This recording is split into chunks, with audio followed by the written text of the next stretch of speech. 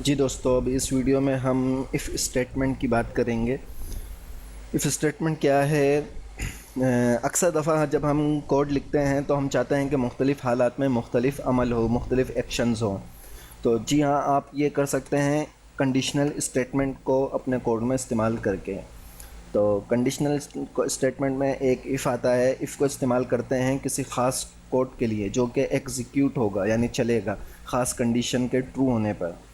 तो इसका जो सिंटैक्स है यानी जो इसका लिखने का तरीका है वो ये है। इफ़ यहाँ पे आती है कंडीशन और यहाँ पे कोड एग्जीक्यूट होता है। ठीक है, यहाँ पे हमारी स्टेटमेंट आएगी। तो पहले इफ़ आएगा, फिर ब्रैकेट के अंदर कंडीशन आएगी और कंडीशन के बाद जो करली ब्रैकेट्स हैं ये सिंगल ब्रैकेट है और ये करली ब्रैकेट है। तो करली ब्रैकेट के अंदर जो है वो हमारे स्टेटमेंट यानी स्टेटमेंट से मुराद हमारा कोड आएगा। ये इसका वो है। अगर कंडीशन ट्रू होगी, ये बोल रहा है इफ़ यानी अगर ये कंडीशन जो है ये कंडीशन ट्रू होगी, ये कंडीशन जो यहाँ पे दी जाएगी वो सही होगी तो ये कोड चले, वरना ये कोड ना चले। तो अब हम यहाँ पे एक कंडीशन देते हैं। कंडीशन देने से पहले यहाँ पे दो वेरिएबल बना लेता हूँ मैं। Variable num1 is equal to 7, variable num2 assign कर दिया इसको 10 की वैल्यू से। अब यहाँ हम कंडीशन देते हैं कि num1 छोटा होना चाहिए num2 से। यहाँ पे हम कह रहे हैं अगर नंबर 1 की वैल्यू छोटी हो, लेस देन हो नंबर 2 से, तो ये कोड चले जो कर्ली ब्रैकेट्स में लिखा हुआ है। यहाँ पे मैं एक अलर्ट बॉक्स ले रहा हूँ जो कि आपको आगे बताऊँगा। JavaScript is easy to learn. Okay, और इसको यहाँ पे लगाया।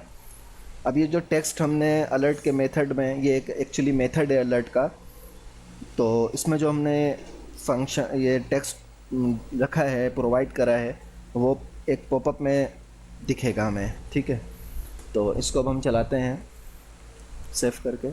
जैसे हमने यहाँ पे खोला तो ये देखिए एक हमारे पास पॉपअप आ गया। ये जो पॉपअप आया ये अलर्ट की वजह से आया, अलर्ट का जो मेथड उस मेथड से। और उसके बाद जो हमने यहाँ पे लिखा है वो लिखा हुआ हमें यहाँ पे आ गया कि JavaScript is easy to learn. ठीक है, जावा स्क्रिप्ट जो है वो ईज़ी टू लर्न है।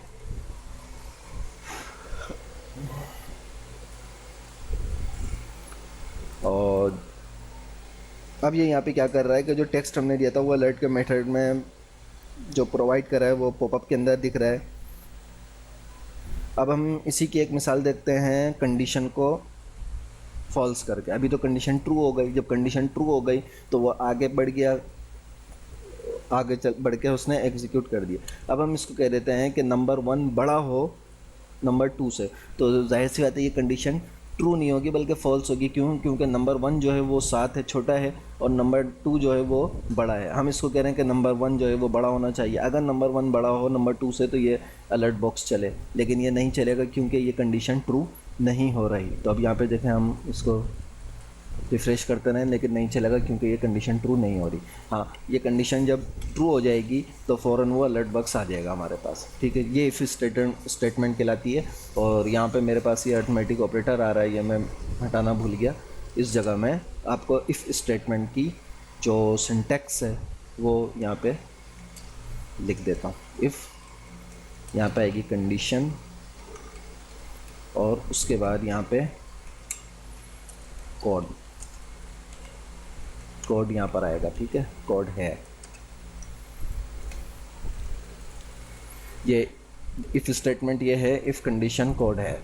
ठीक है, तो आई होप कि ये आपको अच्छी तरह समझ में आ गया होगा और कंडीशन जो हमने फॉल्स करी वो भी समझ में आ गई होगी। अब हम बात करते हैं इफ़ एल्स की। तो इफ़ एल्स में क्या है, इसको कॉपी करके पहले मैं आपको, बल्कि उसको कॉपी नहीं करता हूँ, कन्फ्यूजन हो जाएगी आपको। यहीं पर ही मैं इफ़ और इसको चेंज कर दिया एल्स में, इफ़ एल्स। ठीक है, ये इफ़ एल्स की कंडीशन हो गई स्टेटमेंट। और इसका जो सिंटैक्स है वो सिंटैक्स क्या बनेगा कि इफ़ कंडीशन ये कोड चले, अगर कंडीशन ये हो तो ये कोड चले, वरना एल्स में फिर यहाँ पे होगा अनदर कोड, कोई दूसरा कोड होगा वो चले। ठीक है, तो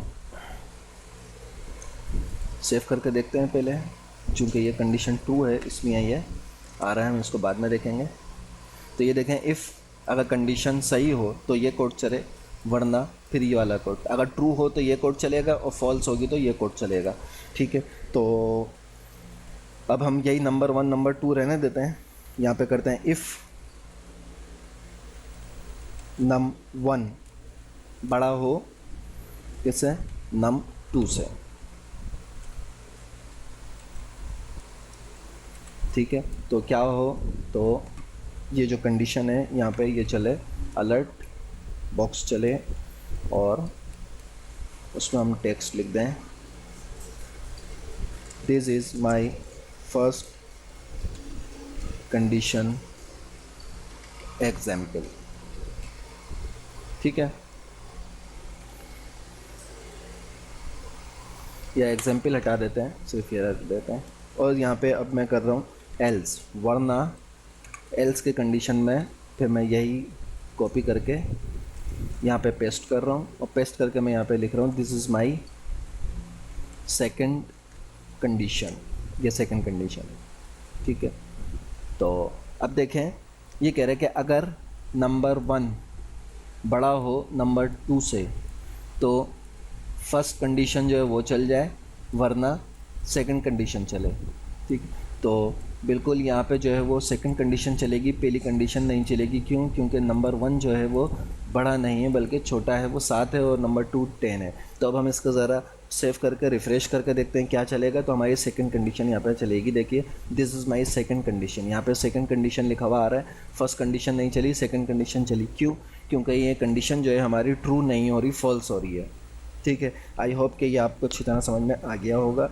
और अब हम इसकी मिसाल चाहें तो देख सकते हैं कि ट्रू वाली भी, इसको कर दें नम 1 छोटा हो तो फर्स्ट कंडीशन हमारी चल जाएगी, दिस इज़ फर्स्ट कंडीशन। ठीक है, तो अब इसके बाद हमारे पास एक कंडीशन होती है इफ़ एल्स कंडीशन। जी, बहुत ज़्यादा ही लंबी हो जाती है वो, उसमें हम जितनी चाहें कंडीशन दे सकते हैं। इसमें क्या होगा कि फॉर एग्ज़ाम्पल मैं यहाँ पे ले लेता हूँ वेरिएबल, मेरे पास है कोर्स और उसकी वैल्यू है 1। ठीक है, अब यहाँ मैं इसको कह रहा हूँ कि इफ़, इसमें एक्चुअली मैंने यहाँ पे इफ़ एल्स स्टेटमेंट और ये इसका सिंटैक्स इसलिए चेंज नहीं करा कि वो इफ़ एल्स यानी ये एक दफ़ा ये इफ़ यहाँ तक चलेगा, उसके बाद हम जितने चाहें इसमें एल्स लगा सकते हैं, और एल्स के साथ सिर्फ इफ़ लगाना होगा, वो मैं आपको अभी यहाँ दिखा देता हूँ। तो यहाँ पे हम इसको करें इफ़, अगर कंडीशन दे रहे हैं कि कोर्स इज़ इक्वल टू, ये इज़ इक्वल टू है 1 के, तो फिर ये कोड चले। कौन सा कोड? डॉक्यूमेंट डॉट राइट, और यहाँ पे हम h1 का टैग ले रहे हैं। h1 के टैग में हम लिख लें HTML ट्यूटोरियल। ठीक है, मेरा पहला कोर्स HTML ट्यूटोरियल है, तो इसलिए मैंने यहाँ पे ये लिखा। उसके बाद मैं यहाँ पे इसको कह रहा हूँ वरना एल्स इफ़, अगर कोर्स, चूँकि इफ़ आ गया तो इफ़ के बाद जो है वो कंडीशन आती है, आपको पता है, तो इसलिए यहाँ पे कंडीशन आई कि इफ़, और ये इफ़ जो है वो आपको पता है जावास्क्रिप्ट मैंने आपको पहली क्लास में बताया था कि केस सेंसिटिव है, तो इफ़ हमेशा सब चीज़ें इसमें स्मॉल कैपिटल स्मॉल लेटर में ही लिखेंगे। कोर्स इज़ इक्वल टू 2, तो फिर ये जो है वो चले, और इस कंडीशन को मैं सेम कॉपी कर लेता हूँ, कॉपी करके यहाँ पे मैंने इसको कहा CSS ट्यूटोरियल, ठीक है। और उसके बाद फिर यहाँ पे मैं यहाँ पे आ गया और यहाँ पे मैंने इसको कहा एल्स इफ, यानी अगर ये भी ना हो तो फिर क्या करो कि अभी तक सिर्फ HTML और CSS के चले, तो इसलिए अब मैं यहाँ से F हटा देता हूँ, बल्कि एल्स लगा देता हूँ कि वरना फिर document.write तो लाजमन फिर ये होगा जावास्क्रिप्ट,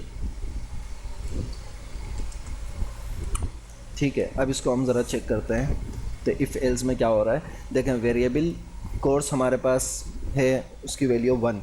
हम यहाँ कह रहे हैं कि अगर कोर्स की वैल्यू 1 हो तो ये चलेगा HTML ट्यूटोरियल का कोर्स, वरना अगर कोर्स की वैल्यू 2 हो तो ये होगा CSS ट्यूटोरियल, और वरना क्योंकि 2 के बाद हमारे पास तीसरा है तो वो तीसरा ये है, अगर 3 के बाद 4 होते तो फिर यहाँ पे हम कोर्स की वैल्यू 3 भी लगाते हैं। तो वरना हम उसको कह रहे हैं कि जब 1 भी नहीं है 2 भी नहीं है तो लाजमन फिर तीसरा जो है वो जावास्क्रिप्ट का ट्यूटोरियल है, ठीक है। तो अब यहाँ पे ये HTML कोर्स कह रहा है, क्यों? क्योंकि ये 1 है, इसको मैं 2 कर दूँ तो ये देखिए CSS ट्यूटोरियल। लेकिन अब इसको मैं 2 के अलावा कोई भी वैल्यू दूंगा तो ये जावास्क्रिप्ट ट्यूटोरियल कह रहा है, क्यों? क्योंकि 1 कोर्स की वैल्यू 1 पे ये चलेगा, 2 पे ये चलेगा, बाकी तमाम पे ये चलेगा, ठीक है। चाहे इसको मैं 0 कर दूँ, चाहे मैं इसको 5 कर दूँ, कुछ भी कर दूँ, तो वो लास्ट वाला जो है वो जावास्क्रिप्ट ट्यूटोरियल उसको ले रहा है। ये था इफ़ एल्स का कंडीशन और स्टेटमेंट उसकी। अब आगे हम इफ़ एल्स से मिलती जुलती ही एक स्विच स्टेटमेंट होती है, स्विच केस कहलाता है, उसको हम देखेंगे, वो भी इफ़ एल्स ही की तरह होता है।